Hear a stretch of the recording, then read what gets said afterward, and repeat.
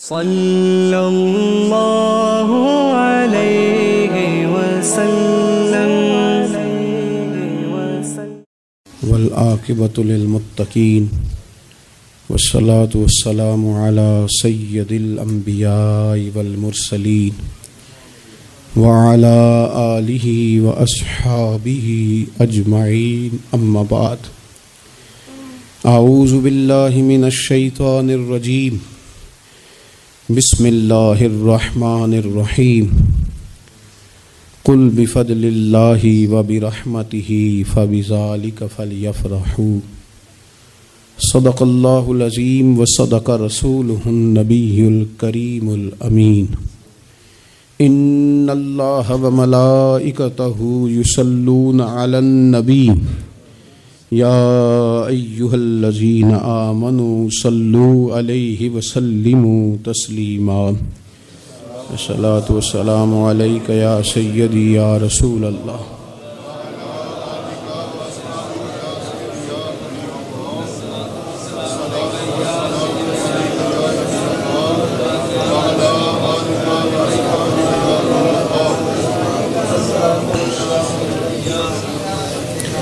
حمد و صلوات کے بعد دوستو، بزرگوں اور بھائیوں،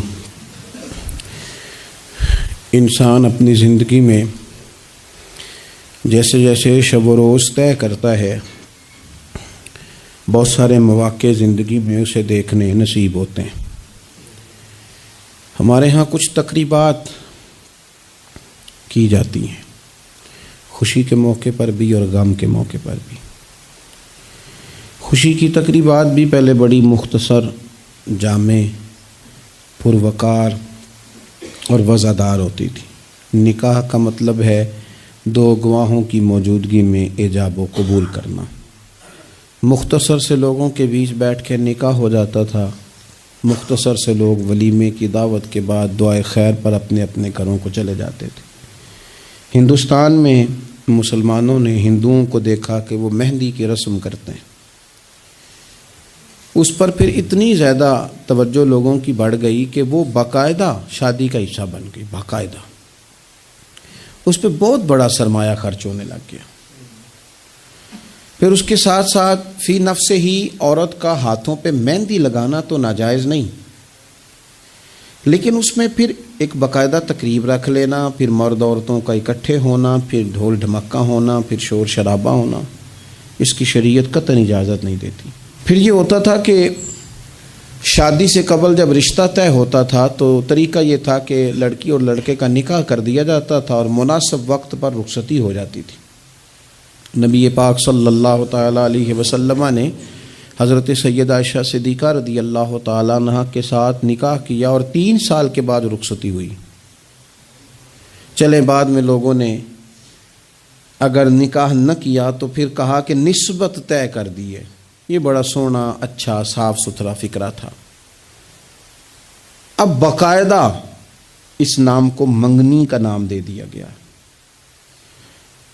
اور ہم دوسروں کی چال چلتے چلتے اپنی وزاداری بھولتے جا رہے ہیں۔ دیکھا دیکھی نا لوگوں کی، دیکھا دیکھی۔ میرج ہال کا تصور صرف اتنا تھا کہ اب آبادیوں میں جگہ موجود نہیں ہے تو باقاعدہ ایسے ہال بنا لیے جائیں جن میں نکاح آسانی سے ہو جائے، لیکن اب تو مہنگے سے مہنگا ہال، اس میں پھر سہولیات، پھر اس میں آسانیاں، پھر کھانے کی بھرمار اور مختلف ڈشیں۔ یہ سوائے اپنے اوپر بوجھ ڈالنے کے، امیر بوجھ ڈالتے ہیں، غریبوں کو پریشان کرتے ہیں، ان کے بچے دیکھا دیکھی اس چکر میں پڑ جاتے ہیں، حالات سنگینی کا رخ اختیار کر جاتے ہیں۔ منگنی باقاعدہ میرج ہال میں ہونے لگ گئی۔ اللہ تعالیٰ معاف فرمائے تو وہاں بھی مردوں عورتوں کا اختلاط ہے باقاعدہ۔ ابھی اس کا نکاح نہیں ہوا، وہ تو غیر محرم ہے، اس کو انگوٹھی دی جاتی ہے پہنانے کے لیے، اور لڑکا لڑکی کے ہاتھ میں انگوٹھی پہنا رہا ہے۔ ناراض نہ ہونا، حاجی صاحب بھی کھڑے ہوتے ہیں، نمازی صاحب بھی کھڑے ہوتے ہیں، وہ صاحب بھی کھڑے ہوتے ہیں جو مذہبی تقریبات میں آگے آگے دکھائی دیتے ہیں، لیکن یہاں دین ہی نہیں یاد آ رہا۔ کوئی شخص کلام کرنے کو تیار ہی نہیں ہے کہ میاں یہ تو حرام ہے، حرام ہے، اشد حرام ہے۔ جب تک ان کا نکاح نہیں ہو جاتا، یہ ایک دوسرے کے لیے محرم نہیں ہے، لیکن کوئی روکنے والا نہیں. تقریبات بڑھتی گئیں, بوجھ بڑھتا گیا. بہت بڑا سرمایہ. ویسے بھی مسلمان نے کوئی, اس کی تو زندگی بڑی بامقصد ہے, اس نے کوئی یہاں الجھ کے تو نہیں نہ رہ جانا. پھر اور باتیں بڑی. سالگرہ ایک پورا وتیرہ اختیار کر گئی ہے, گھروں کے اندر سرائیت کر گئی ہے. سالگرہ ایک پوری تقریب بن گئی ہے, ایک پورا خرچہ لے گئی ہے وہ. کیا مسلمان اتنے اپنے آپ کو فضول سمجھنے لگے ہیں معاذ اللہ کہ وہ فارغ ہیں جس کام میں جو مرضی ایک ماحول بناؤ, اور پھر چلتے طرح طرح کی تقریبات اور طرح طرح کے, یہ فلانا جشن بہاراں آ گیا ہے, تو یہ اپریل فول آ گیا ہے, تو یہ بیماری نیو ایئر نائٹ کی آ گئی. میں نے رات بھی کہا تھا, جس قوم کی بچیاں کشمیر میں روز روتی ہوں وہ جشن منائے گی سڑکوں پہ نکل. جن لوگوں کے بھائی برما میں کاٹ دیے جاتے ہوں وہ جشن منائیں گے. او خدا کے بندو, لوگوں نے تو تنقید کر کے چپ کر گئے. تنقید کر کے دیکھو جی, عرب شریف والوں نے وہاں سینمے کھلوا دیے, تم تو تنقید کر کے چپ کر گئے نا. یہ وہ مقام کرب ہے, یہ وہ مقام خوف ہے. جب عرب کی دھرتی پہ عورتیں ناچیں گی تو مجھے بتاؤ نا, امام حسین کے دل پہ کیا گزرے گی, امام حسن کو کیا اس سے اذیت پہنچے گی. آپ کو پتہ ہے سیدہ پاک کو کتنی تکلیف ہوگی, مولا کائنات کو کتنی ہوگی, عثمان غنی کو, فاروق اعظم کو, صدیق اکبر کو. تمہیں پتہ ہے یہ عرب کا ملک کسی ایک شخص کی حکومت کی جگہ نہیں ہے, یہ کسی خاندان کا نہیں ہے, کسی قبیلے کا نہیں ہے, کسی سیاستدان کا نہیں ہے. یہ عرب شریف تو میرے نبی پاک کا وطن ہے. اس وطن میں جب گانے باجے ہوں گے, ڈھول ڈھمکے ہوں گے, تماشے ہوں گے, حضور کے قلب نور کو کتنی تکلیف ہوگی. اور ہم ہیں کہ مذاق بنا ہوا ہے. کہاں ہیں وہ لوگ جو روز کہتے تھے موویاں بنا کے غریب لوگوں کو پکڑ کے کہتے تھے یہ فلانی غلط حرکت کر رہا ہے, یہ فلانی. تمہارا فتویٰ غریب کے حق میں اور ہے اور امیر کے حق میں اور ہے. اب بھی تو 2 ویڈیو بنا دو نا کہ یہاں یہ ظلم ہو رہا ہے. اور جب سال گزریں تو قومیں اپنا حساب کرتی ہیں, اور میرا اور آپ کا سال وہ گزر رہا ہے جہاں قرضہ زیادہ لے لیا گیا ہے, جہاں قومیں گروی رکھی جا رہی ہیں, جہاں ہمارا ہر پیدا ہونے والا بچہ مقروض پیدا ہوتا ہے. لیکن مزاج بن گیا نا, بس مناؤ, جو ملتا ہے اسے مناؤ. یہ کس نے شوق پیدا کیا ہمارے بچوں کے اندر روز شادیوں پہ جانے کا, تیار ہو کے جانے کا؟ کس نے شوق پیدا کیا؟ بڑوں نے. نہ مانے بزرگ, بڑوں نے شوق پیدا کیا. ہم نے ابلاغ اس طرح کا کیا, او کدی موقع آنا ہوتا ہے, انہوں بھی نہ جائیے, ورنہ ہمارے بچوں میں شوق کبھی نہ آتا. ہم نے ابلاغ کیا ہے, ہم نے توجہ دلائی ہے. بچے چھٹیاں کر رہے ہیں, یہ ہم پریشان ہیں ان دنوں میں. پیپر بچوں کے قریب ہیں مدرسے کے, اور چوتھے دن کو بچہ درخواست لے کے آ جاتا ہے فلانے کی شادی ہے, فلانے کی شادی ہے. میرے ابا جی کہا کرتے تھے, تھوڑے سے ہم بڑے ہوئے تو ابا جی شادی پہ جانا ہے تو کہتے تھے جوان منڈے دا کی کام میں ویاواں تے جانے دا, ہم جائیں گے نا تمہاری اماں جائے گھر رہو آرام سے. ہمارے پرانے بزرگ اس طرح کی تربیت کرتے تھے, کہتے تھے تمہارا مطلب کیا, اس شادی پہ تم نے کیا کرنا. اور یہاں سارا کام ہی بچے اور بچیوں کو دے دیا گیا, بچے اور بچیوں کو, اور تیار کر کے نہیں جاتا. کسی خاص جگہ پہ کوئی مجبوری ہو جائے, قربت اتنی زیادہ ہو کہ رہا نہ جائے, تو کبھی نکاح پڑھانے کے لیے جاؤں نا تو بس میرے کانوں سے آواز ٹکراتی نہیں, لیکن میں سمجھ جاتا ہوں کہ کیا باتیں گونج رہی ہیں. اور پردہ ہی کر لو تھوڑا سا. وہ کہتے ہیں پردہ, یہ بچی کے نکاح کی مووی نہ بنی تو فلم ہی نہیں مکمل ہوگی. اس خوشی کے موقع پر بھی آپ یہ کہہ رہے ہیں کہ لو جی پردہ کرو اور دوپٹہ لو, تو اتنے پیسے دیے وہ بیوٹی پارلر والے کو, وہ کدھر جائیں گے؟ کون ہیں یہ لوگ سارے؟ میں اور آپ نہیں ہیں, ہم ہی تو ہیں یہ سارے. یہ کس پر تنقید کر کے ہم چپ کر گئے ہیں؟ ہم سارے خود ہیں, اور ہم سب ملا کے اس سوسائٹی کا حصہ بنتے جا رہے ہیں. اب تو بھائی وہ مہنگے میرج ہال کے اندر جب میرج ہال لیا جاتا ہے تو ایک سمت عورتیں, ایک سمت مرد, اور بیچ میں پردے کا بندوبست بھی نہیں کرایا جاتا, چونکہ یہ تو دکھیا نوس لوگ ہیں جو پردہ کراتے ہیں. وہ کہتے ہیں وہ لو اتنی تیاری کی, کپڑے دکھانے کس کو ہیں, تم پردہ کرا رہے ہو. خدا سے ڈرے, مسلمان ان ابس کاموں کے لیے نہیں ہے. تو اونچے مقاصد کے لیے آیا. تو دیکھ نا, تیری تو بڑی عظمت ہے, कुंतुम खैरा उम्मतिन उखरिजत लिन्नास तामुरून बिल मारूफ व तनहौना अनिल मुनकर। तुझे तो भेजा था कि तू दुनिया में खैर आम करेगा, बुराई का हाथ थामेगा। तू कहां उलझ के रह गया? अपनी तकरीबात पर थोड़ी तवज्जो दें। एक तो ये खुशी की तकरीबात, फिर एक गम की तकरीबात। मैंने अपने कानों से सुना है कुल 10वें का ऐलान इकट्ठा करा दिया गया, और ये ठीक किया जाता है, एक ही दिन में दोनों इसाले सवाब की तकरीबात हो जाएं। इसका असल इसाले सवाब है। इसाले सवाब क्या है? इसाले सवाब ये है कि आपको दुआ करनी है जाने वाले के लिए, कुछ कुरान मजीद पढ़ के, कुछ अज़कार पढ़ के, कुछ वज़ाइफ पढ़ के उसकी रूह को इसाल करना है। इतना मकसूद है। बड़ी गौर से, मुझे थोड़ा टाइम देंगे आप 2-3 मिनट का सिर्फ, और मेरी बात पे ना ख़ास तवज्जो करें, ख़ास बात करना चाहता हूँ। अगर उसमें खाना पकाना है ना, तो आपने खाना इसलिए पकाना है कि गरीब को, मिस्कीन को खाना खिलाएंगे, और जो सवाब उसका मिलेगा वो भी जाने वाले की रूह को मिलेगा। लेकिन अगर आप उसमें दावत पका लें, दावत रिश्तेदारों की, यारों की, वो तो भाई दावत है। एक है कि आपने कोई ऐसा काम किया जिससे जाने वाले की रूह को, होटल में बैठ के खाना खाया 4 बंदों ने, मौज की, मर्जी का उन्होंने गोश्त उड़ाया, तो वो कहें इसका सवाब जाएगा।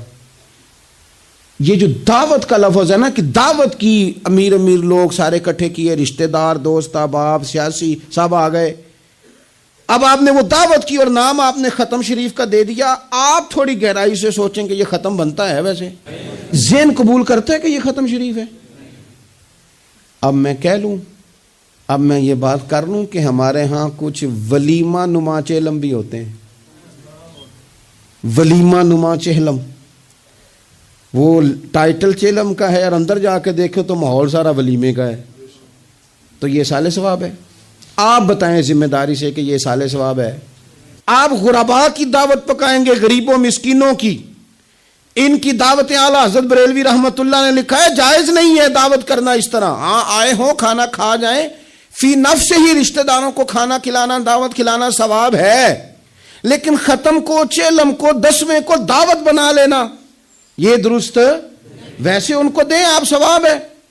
लेकिन हमारे यहाँ तो मतलब अजीब सा एक माहौल ख़त्म शरीफ, यानी कुल 10वें का इकट्ठा ऐलान हो गया, मैं मौजूद था, तो कहने लगे वेखो उन्हें पैसे लगे जे बचाना। खुदा के बंदो, यूँ तो ना करो। एक उनका वालिद चला गया, वालदा चली गई, कोई अजीज़ चला गया, और दूसरा ये कि आप ये बताएं घर से रोटी नहीं मिलती, सिर्फ ख़त्म की मिलती है। इतनी छोटी सोच कौन पैदा करता है? ये तो माहौल में ही ऐसी बातें नहीं होनी चाहिए। मैं आपको कह रहा हूँ, मैं मौलवी साहब हो के, मस्जिद का खतीब हो के, हालांकि चेलम पे ड्यूटी मौलवी साहब की है, उनको तो मौका मिलना है 10वें का भी, चेलम का भी, कुल का भी, लेकिन मौलवी का भी तो कौल होना है ना। उसे भी तो ख्याल करना चाहिए कि जो चीज़ें दुरुस्त हैं सिर्फ उतनी दुरुस्त हैं, हदबंदी से बाहर जाए तो चीज़ ठीक नहीं रहती। इसलिए इन तकरीबात को भी यकीन करें। कुल शरीफ पे माहौल दावत का ना हो। मैं आपको जिम्मेदारी से कहता हूँ,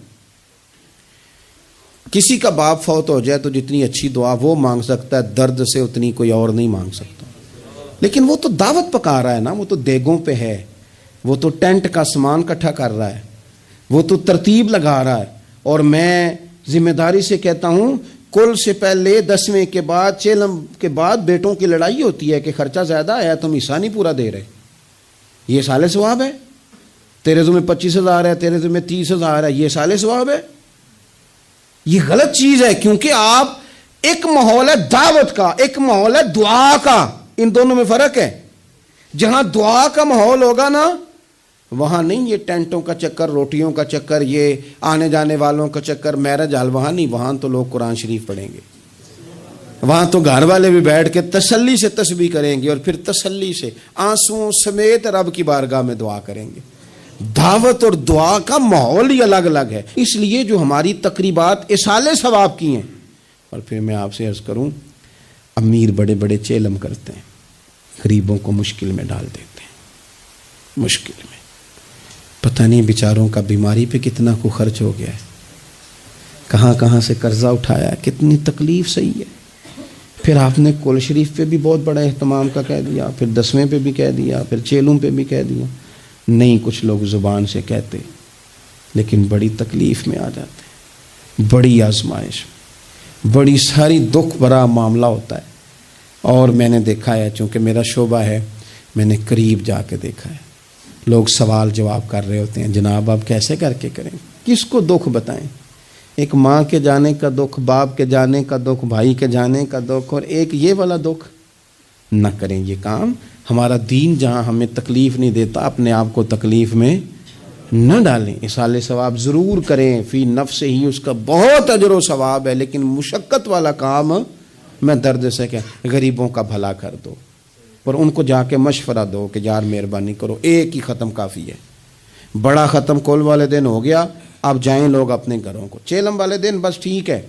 میں تو آپ کو مشورہ دوں گا کہ آپ کسی مسجد میں گھر سے سارے لوگ چلے جائیں، مسجد کے نمازی بیٹھے ہیں، وہاں جا کے آپ کہیں جناب قاری صاحب یہ تھوڑا ختم شریف پڑھ دیں. آپ کو بہت بڑا اعلان کرانے کی بھی ضرورت نہیں، آپ ختم شریف پڑھ دیں. دیکھو نا میرے نبی پاک صلی اللہ علیہ وسلم، اللہ کرے حضور کی ادائیں نور بن کے ہمارے دلوں میں اتر جائے اور وہ نہ اندر رہ جائیں ہمارے. یہ دیکھو اصال ثواب. حضرت سیدنا سعد بن معاذ رضی اللہ تعالیٰ عنہ کا وصال ہو گیا، قربان جائے. نصیب دیکھو، حضور ان کی قبر پر کھڑے ہو گئے. قبر میری تے میرے اپیرا جے کر پامے پھیرا. حضور قبر پہ کھڑے ہو گئے، اور پھر نبی کریم نے تسبیح پڑھی، پھر تحلیل پڑھی، پھر تکبیر پڑھی، دیر تک پڑھتے رہے. پھر حضور نے پتہ کیا فرمایا؟ فرمایا تمہارے بھائی کی قبر تنگ ہو گئی تھی، میں نے تسبیح پڑھی ہے تو اللہ نے کشادہ کر دی ہے، کھول دی ہے قبر. تو جاؤ نا ابا جی کی قبر پہ، پڑھو نا وہاں اللہ اکبر اللہ اکبر اللہ اکبر، پڑھو نا وہاں جا کے الحمدللہ الحمدللہ الحمد، وہاں پڑھو جا کے، وہاں جا کے کہو لا الہ الا اللہ لا الہ الا اللہ لا الہ الا اللہ محمد الرسول اللہ صلی اللہ علیہ. پڑھو جا کے وہاں سورہ یاسین، پڑھو جا کے سورہ ملک، پڑھو جا کے وہاں قرآن مجید. دیکھو معاملات ٹھیک ہو جائیں گے. یہ سال ثواب کی ترتیب بنائیں، گھر میں بھی یہ سال ثواب کریں تو ذرا درد سے، ذرا ذوق سے، ذرا اچھی طرح پڑھ کے. لیکن دعوتیں نہ بنائیں کل 10ویں چیلم کو. دعوتیں یعنی مل بیٹھو، کپڑے نئے نکالو، پوری تیاری کرو، اور جناب وہاں جاؤ اور جا کے کھانا کھاؤ اچھا سا خوبصورت سا، اور ساری توجہ ہی کھانے پہ. چونکہ وہ اس کو پتہ ہے کہ جس طرح شادی میں کھانا کم پڑ گیا تو عزت نہیں ہوگی، اس طرح اگر چیلم پہ کم پڑ گیا تو پھر بھی رسوائی ہوگی. تو جب کھانے پہ لگ جائیں گے تو دعا تو رہ گئی، جانے والے کا فائدہ نہ ہو سکا. ایک باتیں مزید اسی عنوان پر.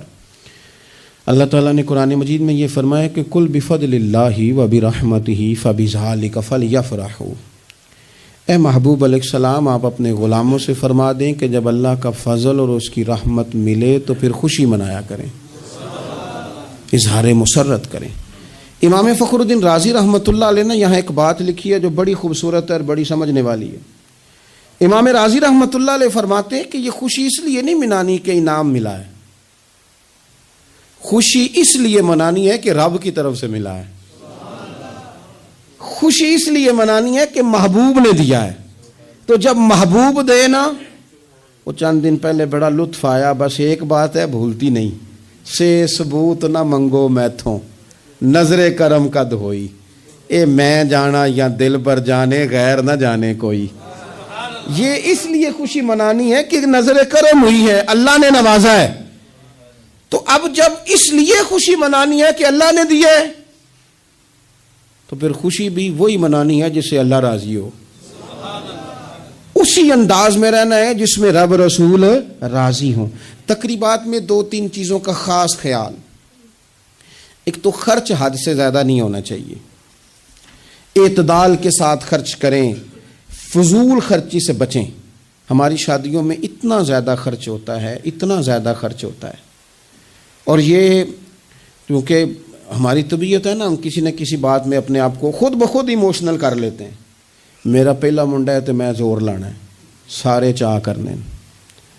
پھر میرا آخری ہے تو ہن بھی میں سارے چاہ. او دیکھو جی آخری شادی ہے، او یہ آخری نہیں ہے میرے بھائی. کس نے آپ کو کہا؟ دعا کریں نا اللہ بیٹے کو بھی بیٹے دے، اللہ بیٹے کو بھی بیٹیاں دے، ان کی بھی شادیاں ہوں تو آخری تو نہ ہوئی. کیوں مطلب آپ بلا وجہ اپنے آپ کو خود بخود ایموشنل کر کے. اور یہ اتنی کبھی طبیعت ہے بعض لوگوں کی کہ وہ کہتے ہیں وہ دکھانا ہے. آج آپ شادی کی تقریبات کو فضول خرچیوں سے بچائیں. قرآن مجید نے کیا کہا کلو وشربو ولا تسرفو، کھاؤ بھی پیو بھی، فضول خرچی نہ کرو، اعتدال میں رہ کے کرو سارا کام، لیکن میانہ روی میں، اعتدال میں. ایک قرضہ وہ ہے جو انسان مجبور ہو کے لیتا ہے. کوئی مجبوری آ گئی، کوئی تنگ دستی آ گئی، کوئی نقصان ہو گیا، ایسے مقروض کے ساتھ تو نبی پاک صلی اللہ تعالی علیہ وسلم نے نا اظہار ہمدردی فرمایا ہے. ایسے مقروض کو مہلت دینے کا کہا ہے جو مجبور ہو کے قرض لیتا ہے. حضور صلی اللہ علیہ وسلم نے فرمایا اگر تم نے کسی شخص سے قرض لینا ہے اور وہ تنگ دست ہے تو تم اسے مہلت دو. تم جتنے دنوں کی اسے مہلت دو گے نا، اور جتنے پیسے تم نے لینے ہوں گے اتنے ہی پیسے روز اللہ تمہیں صدقہ کرنے کا ثواب عطا فرمائے گا. اظہار ہمدردی کیا.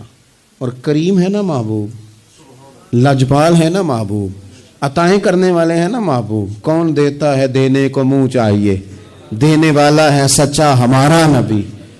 اور مانگیں گے مانگے جائیں گے، منہ مانگی پائیں گے.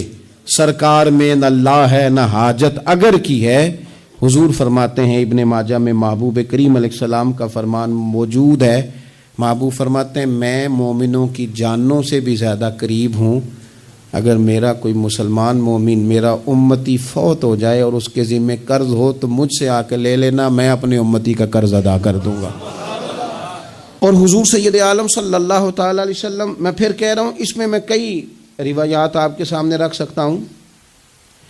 حضرت ابو امامہ رضی اللہ تعالیٰ عنہ انصاری صحابی ہیں، فرماتے ہیں میں بڑا پریشان تھا اور مسجد میں بیٹھا تھا. قرض بہت بڑی اذیت ہے.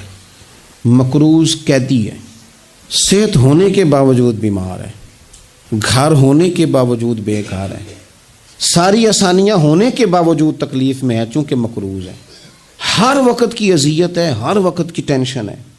حضرت ابو امامہ رضی اللہ عنہ فرماتے ہیں میں مسجد میں بیٹھا تھا، قربان جائیں نبی کریم علیہ السلام تشریف لائے اور محبوب کے میٹھے اور مد بھرے جملے، کک سواد نہیں مشری اندر اسی کھنڈاں وی چک ڈٹھیاں، انہاں ساریاں شیواں نالوں گلاں سجن دیاں مٹھیاں.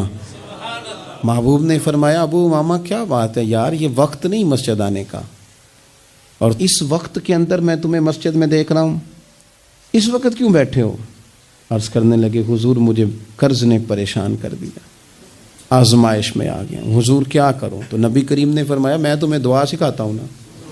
حضور نے دعا سکھائی، کہا پڑھو اللہم انی اعوذ بک من الہم والحزن واعوذ بک من العجز والکسل واعوذ بک من الجبن والبخل واعوذ بک من غلبۃ الدین وقہر الرجال. فرمائے اس دعا کو پڑھا کرو اللہ خیر کر دے گا. حضرت ابو امامہ فرماتے ہیں لوگوں میں نے یہ دعا پڑھی، میرے نصیب دیکھو، پڑھی میں نے پر سیکھی میں نے ڈائریکٹ حضور سے ہے. میں نے یہ دعا پڑھی، اللہ نے میرے قرضے بھی دور کر دیے اور میرے غم بھی سارے دور کر دیے. ہمارے تو وظیفے میں اعلیٰ حضرت نے اس دعا کو شامل کر دیا. فرمایا اسے پڑھو، صبح بھی پڑھو شام بھی پڑھو، غم بھی دور ہوں گے قرضے بھی دور ہوں گے. اور یہ روایت سنن ابو داؤد شریف میں موجود ہے. عزیز بھائی نبی پاک اظہار ہمدردی کرتے، لیکن جو بندہ جان بوجھ کے قرضہ لے، جان بوجھ کے قرضہ لینے سے مراد کیا ہے؟ شہرت کے لیے، دکھاوے کے لیے، زیادہ خرچے کرنے کے لیے، مہنگی شادی کرنے کے لیے جو بندہ قرضہ لے اس کے بارے میں پتہ ہے رسول کریم صلی اللہ تعالی علیہ وسلم نے کیا فرمایا؟ محبوب فرمانے لگے، یہ المستدرک میں موجود ہے، ذرا لفظ دیکھیے گا حدیث کے. حضور فرمانے لگے میں کفر اور قرض سے اللہ کی پناہ مانگتا ہوں. میں کہہ چکا ہوں کہ شارحین حدیث نے لکھا یہ وہ والا قرض ہے جو بندے نے شہرت کے لیے لیا، خرچے بڑھانے کے لیے لیا، مہنگی شادی کرنے کے لیے، دکھاوے کے لیے کام کرنے کو لیا، مجبور نہیں تھا، جان بوجھ کے لیا.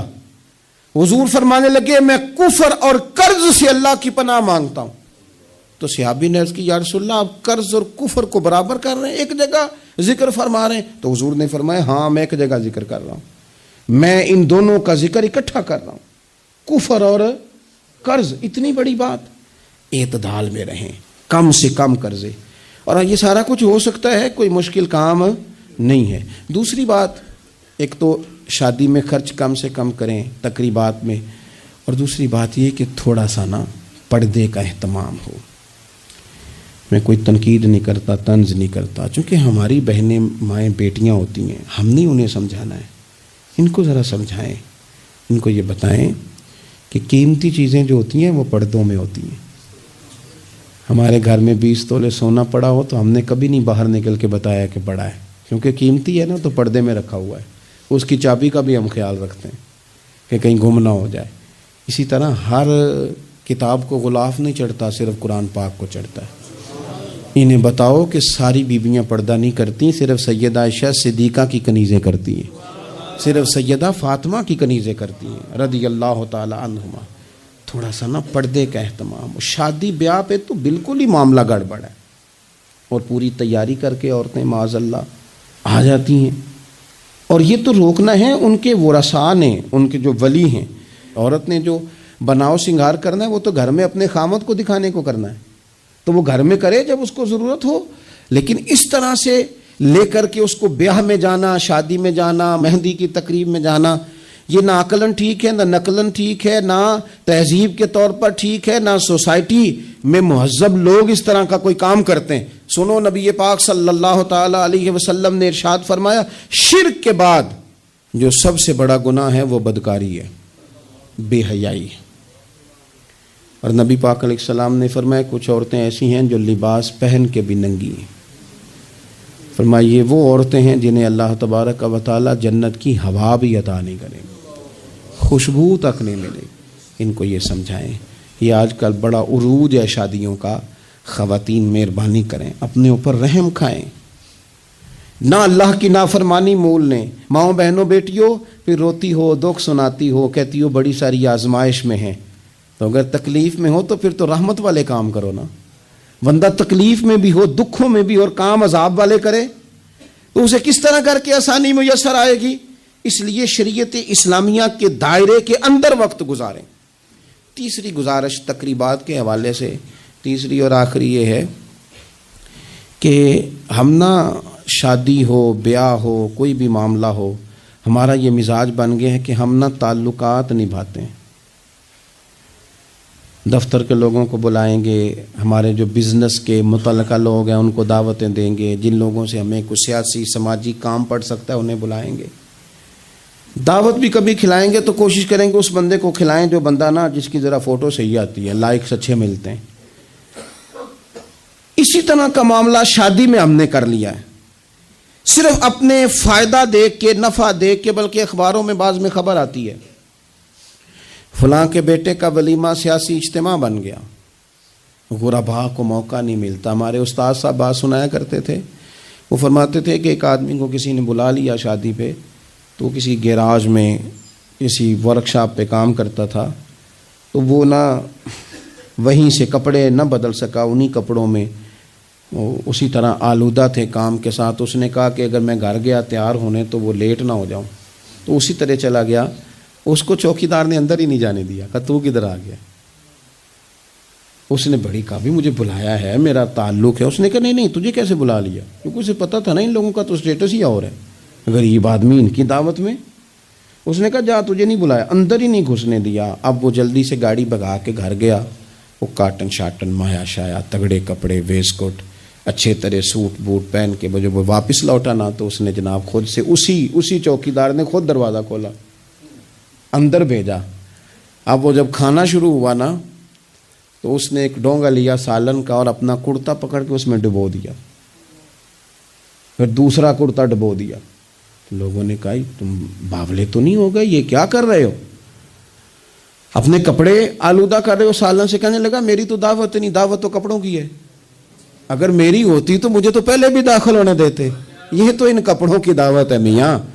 تو یہ چونکہ ان کی دعوت ہے تو انہیں کہہ رہا ہوں کھاؤ کھانا، میری تو ہے ہی نہیں دعوت، ان کو کھانا چاہیے. اس لیے کہ یہاں تو گاڑیوں کی دعوت ہے، یہاں تو کوٹھیوں کی دعوت ہے، یہاں تو دعوت اس بات کی ہے کہ بڑی پجاروں میں کون آیا ہے. رسول کریم صلی اللہ تعالی علیہ وسلم نے فرمایا ولیمے کے کھانوں میں بدترین کھانا، یہ صحیح بخاری ہے، فرمایا ولیمے کے کھانوں میں سے بدترین کھانا وہ ہے اس میں امیروں کو تو بلایا جائے پر غریبوں کو نہ بلایا جائے.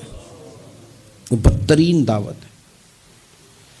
اس لیے بعض صوفیہ تو یہ فرماتے ہیں کہ کوشش کر کے نا بعض غریبوں کو منت کر کے لے آؤ اپنے ولیمے کی، اپنی تقریبات کی دعوتوں میں، تاکہ تمہارا کھانا اچھا کھانا تو بن جائے نا، تمہارا کھانا بہترین کھانا تو بن جائے نا، تمہارا کھانا اعزاز والا تو ہو جائے، کچھ تو غربا کو دعوت دے لو۔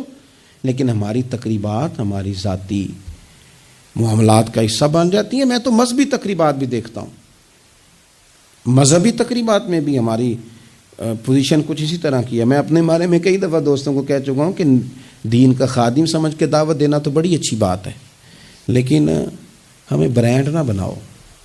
ہمیں بعض جگہ بڑی اچھی طرح سمجھ آ جاتی ہے کہ بعض آدمی کا بات کرنے کا سٹائل کیا ہے، اور جو آدمی روز اتنی لمبی چوڑی تقریر کرتا ہے، اس کو جب آگے کوئی شخص بات سنانے کی کوشش کرتا ہے تو پتہ چلو اکثر چل جاتا ہے کہ کہاں سے بات کر رہا ہے۔ چلیں، جواب نہ دینا کئی دفعہ اخلاقی طور پر درست نہیں ہوتا۔ دینی تقریبات کو وہ ضروری ہے کہ 600 آدمی 400 آدمی بیٹھے گا تو پھر ہماری محفل ہوگی؟ کوئی ضروری ہے؟ اس لیے تو غریب آدمی نے جلسے کو ہاتھ ڈالنا ہی چھوڑ دیا، جلسہ مہنگا ہی بڑا ہے۔ غریب آدمی نہیں یہ کام کرتا، وہ کیسے محفل کرے گا؟ وہ تو آپ ساؤنڈ والے کے پاس جائیں تو کہتا ہے دور بدل گیا ہے، اب کہاں 1500 میں ساؤنڈ لگتا ہے۔ وہ تو چونکہ ہم نے ہر چیز کو برانڈ بنا دیا، کمرشل کر دیا، ماحول اور طرح کا بنا دیا، یہ کام نہ کریں۔ آپ اس کو دین ہی بنائیں اور یہ ذوق ہی رہے نا، تو بھائی اس کے لیے پھر کسی آرٹیفیشل نعت خواں کو بلانے کی ضرورت نہیں ہوتی، محلے کا لڑکا بھی سونی نعت پڑھ لیتا ہے۔ اس کے لیے پھر اپنے خطیب صاحب بھی بڑی بہترین تقریر کر لیتے ہیں جو ہمیں 5 نمازیں پڑھاتے ہیں، پھر یہاں بھی سارے کام۔ لیکن ذہن تقریبات کے لحاظ سے بن گیا ذرا بڑا اونچا سا۔ دین اپنی ذاتی حیثیت رکھتا ہے، اپنی تقریبات کو شستہ کریں، سنجیدہ کریں، صاف ستھرا کریں، جتنی بھی قباحتیں ہیں، اخلاقی ہیں، مالی ہیں، ان کو دور کریں۔ ہم مسلمان ہیں، مسلمان بڑا سنجیدہ سا ہوتا ہے، سونا سا ہوتا ہے، اس کے رویے بڑے میٹھے ہوتے ہیں، اس کے آنے جانے کے معاملات میں شائستگی ہوتی ہے، اسے دیکھ کے پتہ چلتا ہے کہ یہ رسول اللہ کا ماننے والا ہے، یہ نبی کریم علیہ الصلوۃ والسلام کا تربیت یافتہ امت ہے۔ اللہ تعالیٰ سمجھ عطا فرمائے۔ آخر دعوانا مرشد دے عشق تصور وچ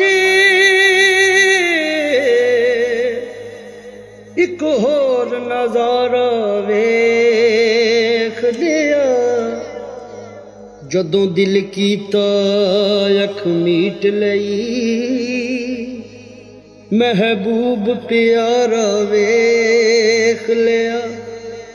بڑا شوق سی رب ارنی دا، ایک چلک نہ موسیٰ سہ سکیا، اسی ہتھاں دے وچ ہتھ دے کے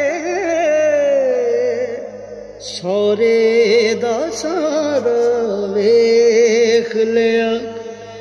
اج سامنے بیٹھ کے مرشد دے